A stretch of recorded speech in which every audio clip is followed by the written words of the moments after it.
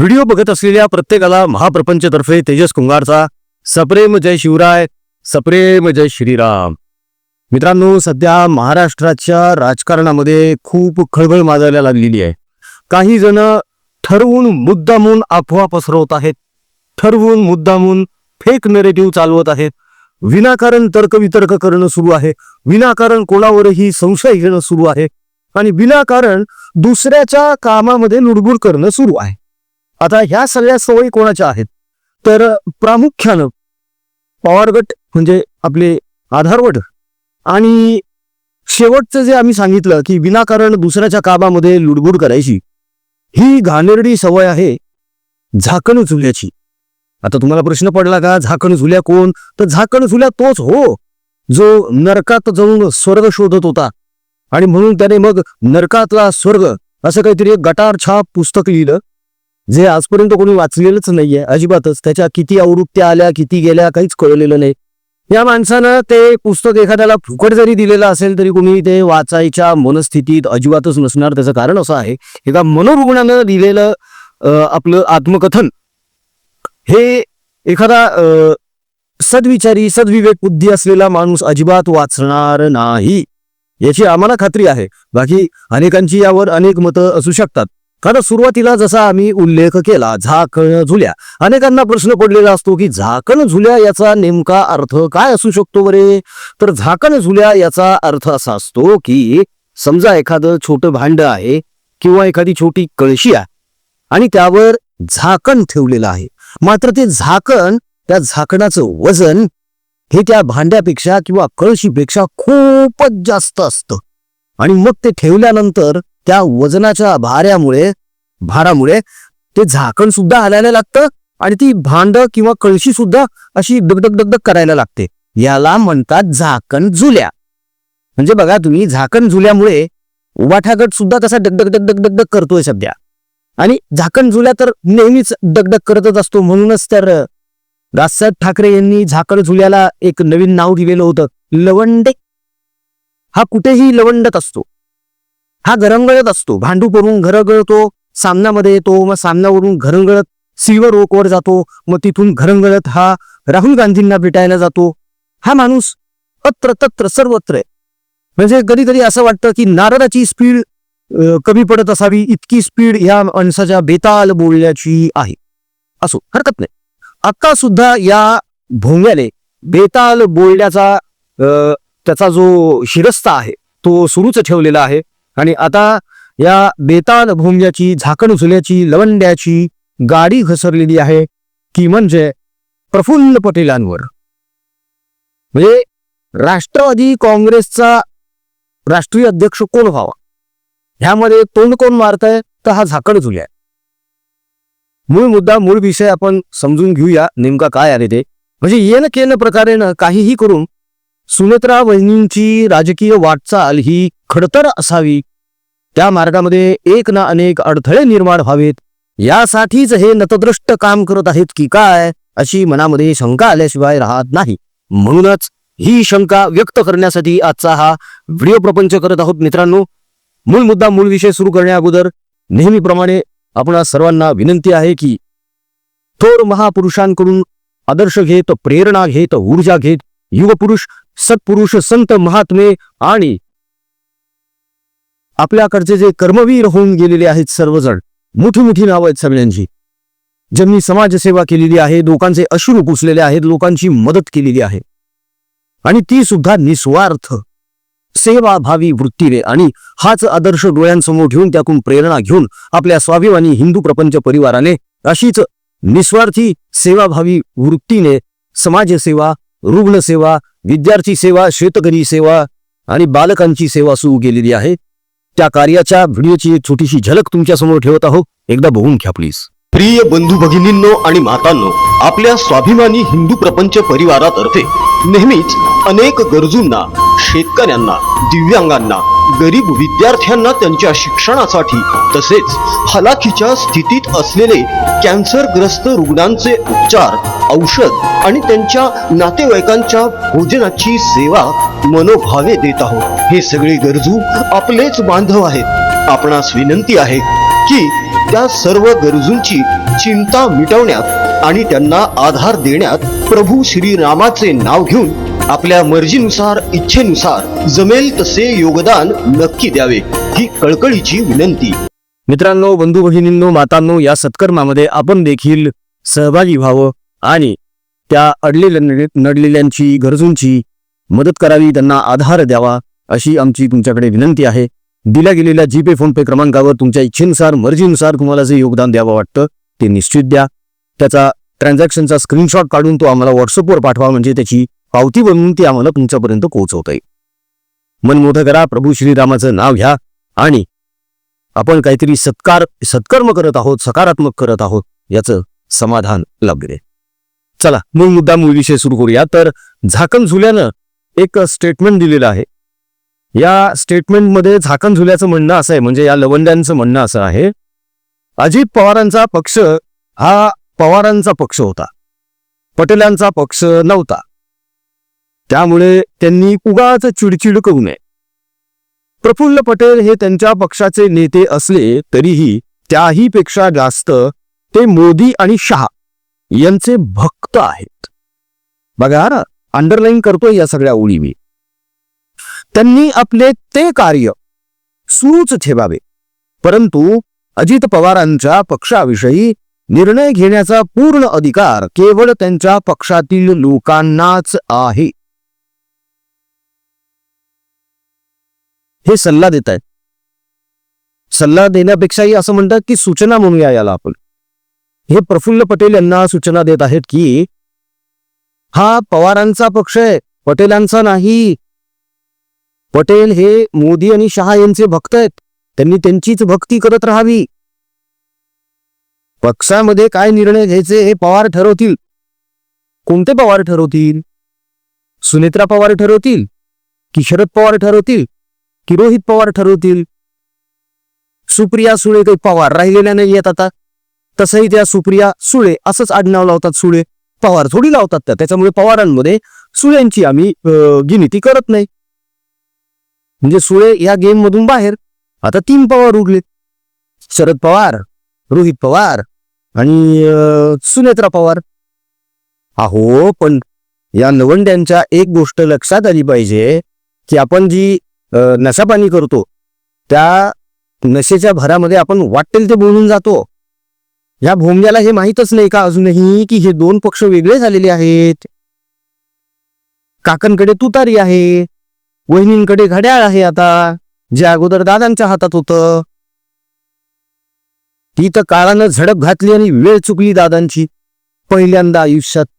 आणि अशी चुकली वेळ की ते अनंताच्या प्रवासाला निघून गेले. असो, हरकत नाही, सध्या इमोशनल होण्यामध्ये काही पॉइंट नाही आहे. मूळ मुद्दा असा आहे की हे अनाहूत सल्ला कोणाला देतायत? पवारांना देतायत की सुनेत्रा वहिनींना देतायत? यांना सुचवायचंय का नेमकं की प्रफुल्ल पटेलला पक्षातून बाहेर ठेवा? कशासाठी रे बाबा, कशासाठी? हा,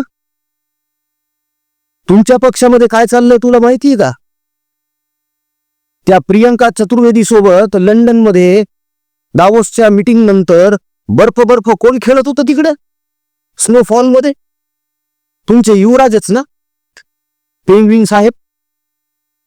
म्हणजे तुम्हाला अमराठी खासदार राज्यसभेवर पाठवायचे. यांचा भामटेपणा बघून घ्या मित्रांनो. इम्रान प्रतापगडीला यांनी समर्थन दिलं होतं राज्यसभेवर जाण्यासाठी. आता इम्रान प्रतापगडी जो आहे तो काय ठाकरे आहे का? प्रियंका चतुर्वेदी यांच्या घरी भांडे घासायला यायची रोज, म्हणून तिच्यावर मेहरबान होऊन यांनी तिला खासदार बनवलं आणि राज्यसभेवर पाठवलं. शेवटची टर्म आहे, पुढच्या वेळेस जाणारच नाहीये. पुढच्या वेळेस तर हा लवंडे भोंगे सुद्धा जाणार नाहीये, झाकण झुल्याला सुद्धा चान्स नाहीये पुढच्या वेळेस. पण जेव्हा हे दुसऱ्यांना नावं ठेवतात की पटेल बाहेरचे, पटेलांनी पवारांच्या पक्षामध्ये लुडबुड, अरे बाबा, पटेल जे आहेत ते राष्ट्रवादी काँग्रेस अजित पवार गटाचे राष्ट्रीय कार्याध्यक्ष आहेत. लक्षात घे ती पोस्ट, ती पोझिशन. आणि आपली पोझिशन काय आहे? खरडे घाशी करणे, फक्त खरडे घाशी करणे, संपपादक म्हणून मिरवणे आणि हगरेले खलिविणे. ह्या पलीकडे आपली कुवत काहीही नाही. याच्या पुढचा मुद्दा असा आहे की ह्या झाकण झुल्याने इकडं तोंड मारायची काय गरज आहे. स्वतःच्या पक्षातलं बघा ना. अहो, ग्रामपंचायतीसाठी सुद्धा उरला नाही तुमचा पक्ष. पंचायत समितीच्या आणि जिल्हा परिषदेच्या निवडणुका आहेत आता. तिकडे लक्ष द्या. इतरांच्या पक्षात काय चाललंय ते नका बघू. स्वतःच ठेवायचं झाकून आणि दुसऱ्याचं बघायचं वाकून. ही घाणेरडी सवय सोडा आता तरी. तुमच्या याच दळभद्रीपणामुळे एवढा चांगला पक्ष शिवसेना निष्ठावंतांचा लढवय्यांचा रसातळाला नेला तुम्ही.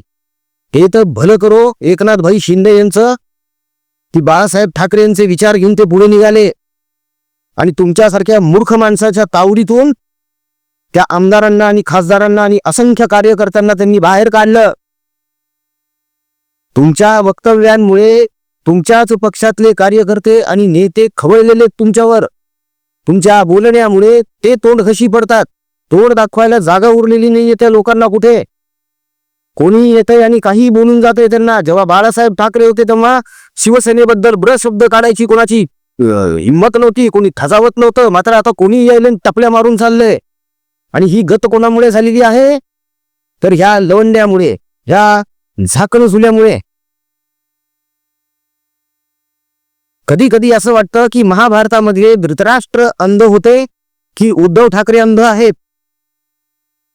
कारण इतका सगळा ऱ्हास झालेला आहे, इतकी दयनीय अवस्था पक्षाची झालेली असताना सुद्धा एका माणसामुळे जी झालेली आहे त्याचं गैरकृत्य ह्यांना अजूनही जाणवत नाही. किंवा कदाचित त्याकडे ते मुद्दाम डोळे झाक करत असतील. हे सल्ला देत आहेत की पटेलांनी दूर राहावं आणि पटेलांनी अजिबात यामध्ये पडू नये की अध्यक्ष कोण बनेल वगैरे. अरे ते त्याच्या पक्षातच बाबा. अजितदादा पवार गटामध्ये ते अधिकृत आहेत. तू कोण? तुमचं काय पद आहे तिकडे राष्ट्रवादी काँग्रेसमध्ये? बरं चला, अजितदादा पवार गटाचं सोडा, शरद पवारांच्या गटामध्ये तरी तुम्ही आहात का कुठे? अहो, सदस्य तरी आहात का? शरद पवार राष्ट्रवादी काँग्रेस गटाचे नाही ना.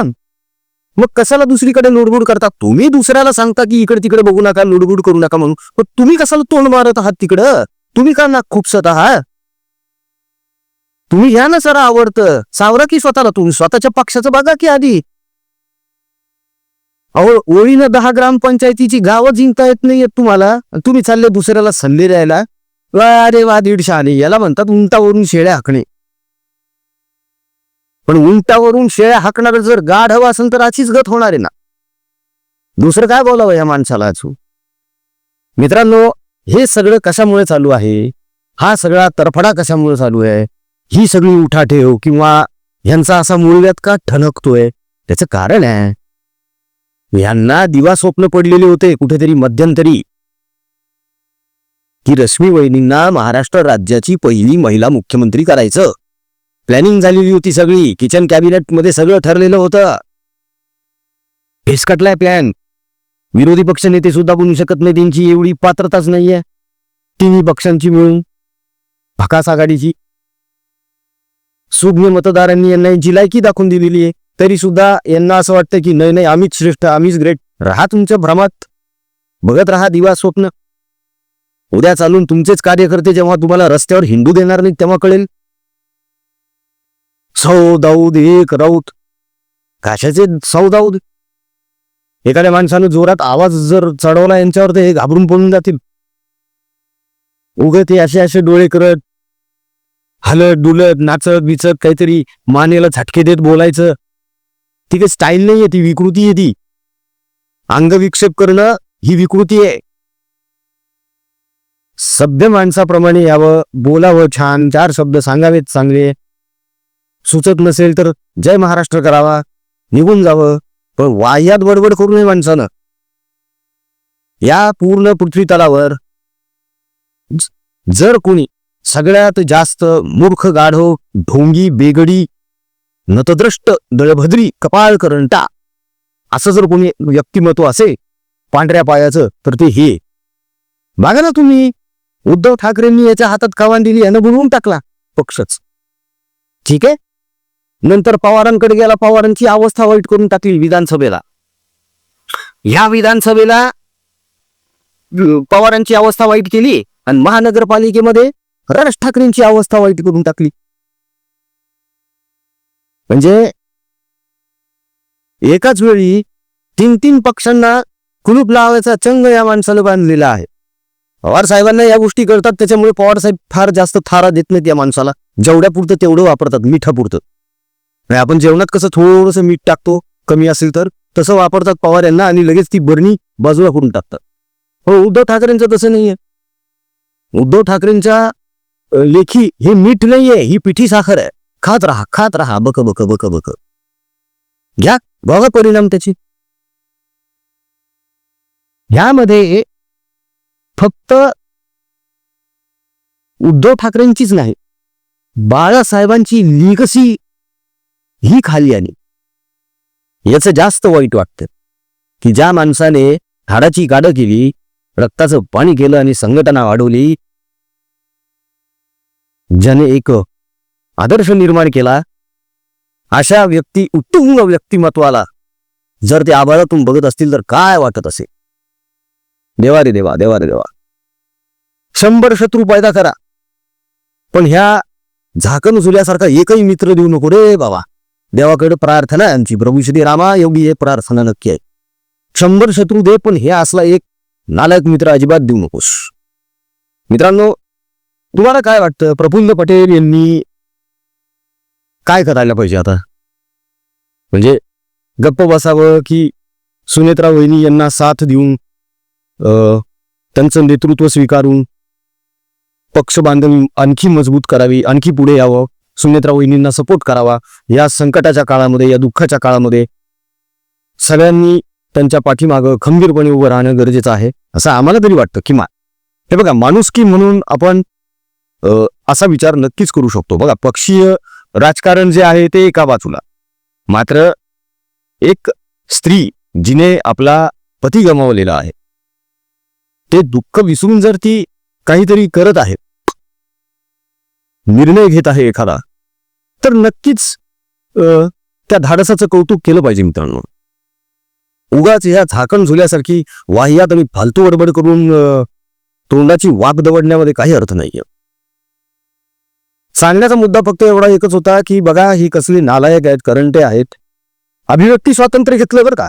आमची भाषा ठाकरी, लहानपणापासून बाळासाहेब ठाकरे ऐकत आलेलो आहोत, त्याच्यामुळे आमची भाषा ठाकरीच झालेली. आता ठाकरी भाषा आहे. हा, अभिव्यक्ती स्वातंत्र्य जसं त्यांना आहे तसं आम्हाला आहे. आता झालंय काय माहिती का, की यांनी जो रसातळाला नेलेला पक्ष आहे ना, तो काही आता उभारी घेणं शक्य नाही. तेव्हा ह्या झाकण झुल्याने आणखी बडबड करावी आणि आणखी आपल्या मालकासकट काकांना सुद्धा गोत्यात आणावं. आणि ते होणारच आहे, कारण याच माणसामुळे हे सगळं घडलेलं आहे. या बाबतीत तुमचं काय मत आहे आम्हाला नक्की कळवा मित्रांनो. कारण हा माणूस तर सुधारणं शक्य नाहीये, पण या पलीकडे जाऊन हा माणूस या दोघांचं, नाही सॉरी माफ करा, या तिघांचं म्हणजे राजसाहेब ठाकरे, उद्धव ठाकरे आणि शरद पवार यांचं आणखी किती नुकसान करू शकतो आणि किती कमी कालावधीत करू शकतो असा तुमचा अंदाज आहे. कमेंटमध्ये निश्चित कळवा बरं का. म्हणजे त्यावर एक छानसा व्हिडिओ आपण प्रेझेंटेशन घेऊन सादर करूया. चालेल, तेव्हा पटापट कमेंट करा. जाता जाता छोटीशी विनंती करतो मित्रांनो, सुरुवातीला तुम्ही आपल्या स्वाभिमानी हिंदू प्रपंच परिवाराच्या कार्याच्या व्हिडिओची झलक बघितली, ज्यामध्ये आपण कर्कटग्रस्त रुग्ण जे आहेत त्यांची सेवा करतो, त्यांचे औषध उपचार, त्यांचे जे नातेवाईक आहेत ज्यांच्याकडे बिचाऱ्यांकडे जेवायला पैसे नसतात त्यांच्यासाठी आपण कार्य करतो. होरपळून निघालेला आपला शेतकरी राजा जो जगाचा पोशिंदा आहे, त्याची लेकरं उपाशी आहेत, घर पडलेले साहेब, फाटके कपडे, फाटके सदरी हलून पोरं शाळेत चाललेत, अनवाणी चाललेत, पायात चपला नाहीये, काय बोलावं होता. तर हे बघवत नाही. तर गेल्या वेळेस आपण ज्याप्रमाणे अन्नाचे किराणा मालाचे किट बनवून वाटप केलं होतं, तसंच आता परत एकदा करायचं आहे आपल्याला आणि लवकरात लवकर करायचं आहे. विद्यार्थी जे दत्तक घेतलेत त्यांच्याकडे लक्ष द्यायचं आहे. काही दिव्यांग आहेत ज्यांच्या आपल्याला मागण्या आलेल्या आहेत, काही एका शाळेला आपल्याला कॉम्प्युटर्स डोनेट करायचे आहेत. अशी खूप कामं आहेत समाज उपयोगी, जी आपण निस्वार्थपणे करत आहोत आणि फक्त सेवावृत्ती म्हणून करत आहोत. आपल्या एक एक रुपयामुळे त्या लोकांच्या जीवनामध्ये आधार येणार आहे, उमेद येणार आहे, त्यांना एक उभारी येणार आहे. ऊर्जा येणार आहे त्यांच्यामध्ये, जगण्याची उमेद निर्माण होणार आहे. त्यांच्या मनावर जे निराशेचं जळमट आहे ना ते निघून जाईल आपल्या एका सकारात्मक पावलामुळे. म्हणूनच विनंती आहे मित्रांनो, या सत्कर्मामध्ये आपणही सहभागी व्हा. दिल्या गेलेल्या जीपे फोनपे क्रमांकावर तुमच्या इच्छेनुसार मर्जीनुसार तुम्हाला जे काही योगदान द्यावं वाटतं ते निश्चित द्या. त्याचा स्क्रीनशॉट काढा, व्हॉट्सअपवर टाका, म्हणजे त्याची पावती बनवून ती आम्हाला तुमच्यापर्यंत पोहोचवते. वाट बघतायत मित्रांनो, अनेक डोळे तुमच्याकडे आसुसलेल्या नजरेनं बघत आहेत, तेव्हा त्यांना आधार देण्याची हीच वेळ आहे. माणुसकी जिवंत आहे हे दाखवून देण्याची हीच वेळ आहे. जय श्रीराम. व्हिडिओ आवडला असेल तर कमेंट करा, लाईक करा, शेअर करा, चॅनल सबस्क्राईब करा. पुन्हा भेटूया पुढच्या व्हिडिओमध्ये. जय हिंद, जय महाराष्ट्र, वंदे मातरम, जय शिवराय, जय शंभूराजे, जय भवानी, जय जगदंब, भारत माता की जय. जय श्रीराम.